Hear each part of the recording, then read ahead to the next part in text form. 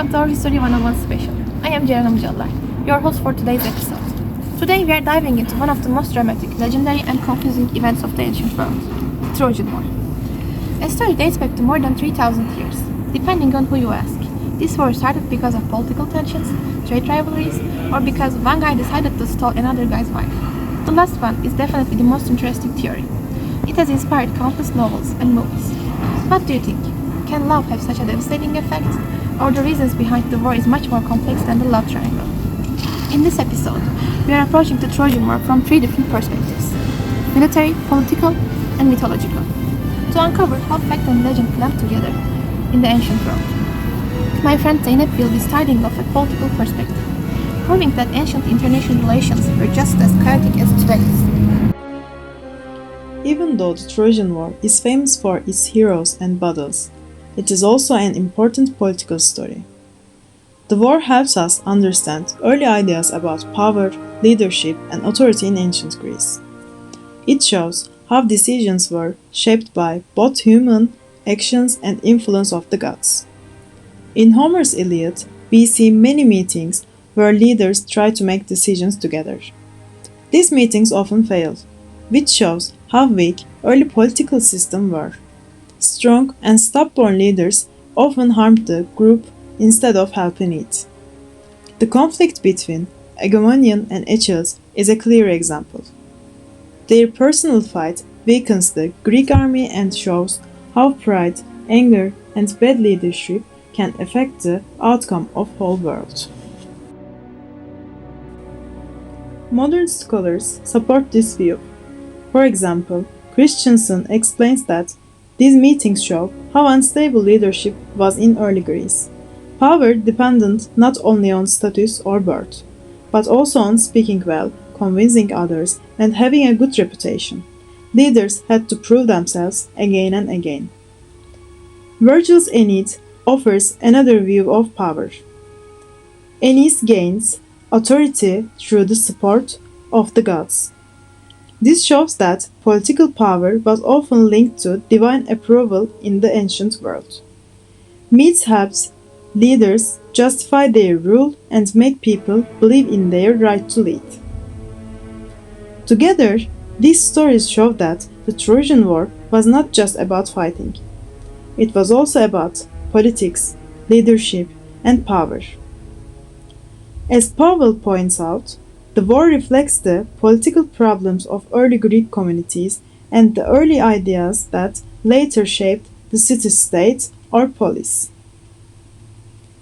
These ideas influenced Greek society for a long time. By studying these stories, we learn how ancient people understood leadership, responsibility, and the effects of power.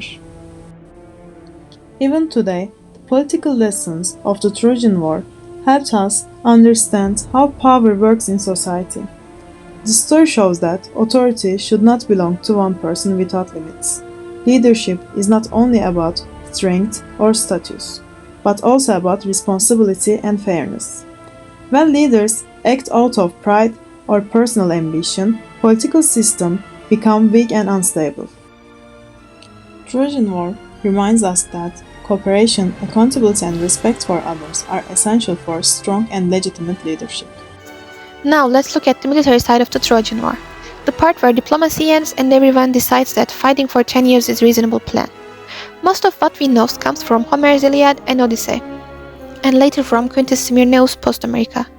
These works mix myth, memory, and maybe a little imagination, kind of like how the Troy movie mixes history with Brad Pitt running in slow motion. In the Iliad, battles happen in two main ways. Sometimes we see large battles with entire armies clashing, but very often Homer focuses on individual duels. Warriors like Achilles, Hector, and Ajax step forward to fight face-to-face while both armies watch. This shows how important honor and reputation were. Winning a duel wasn't just about the battle, it was about proving who you were as a warrior. Winning a battle mattered, but winning a duel mattered even more. Even with this focus on heroes, this war is not chaotic. The Greek army fights in organized lines and uses chariots to move warriors quickly across the battlefield. Ships are also central to war. In the Odyssey, Greek warriors are described as experienced sailors who travel long distance, raid coastal areas, and survive dangerous journeys. This tells us that controlling the sea was crucial for supplying the army during a long siege far from home. In the Post-America, which continues the story after the Iliad, the conflict becomes even larger. New allies arrive to help Troy, including the Amazon queen Penthesilea and the Ethiopian king Memnon. Their arrival shows that the Trojan War had grown into a major regional conflict involving many different peoples and fighting styles. As a result, the battles become more intense as both sides tries to gain the final advantage. The war finally ends through strategy rather than direct combat. According to the Post-America, the Greeks pretend to retreat and leave behind a large wooden horse. The Trojans bring it into the city, believing war is over. During the night, Greek soldiers come out, open the gates, and Troy falls. It may not have been the most heroic moment, but it was the move that decided the war. Overall, the military perspective of the Trojan War shows a balance between bravery and planning, proving that even in legendary wars, strategy can be just as powerful as strength. Trojan War also deeply influenced by gods. To explore this side of the story, we now turn to my friend Dicle. She will explain the mythological perspective of the war. Trojan War is not only a story about fighting and heroes, it is also a story shaped by the gods. In the mythological version of the war, the lives of humans and emotions of the gods are deeply connected. What happens on earth often begins in the world of gods. In these stories, the gods behave very much like humans. They feel love, anger, jealousy, and pride.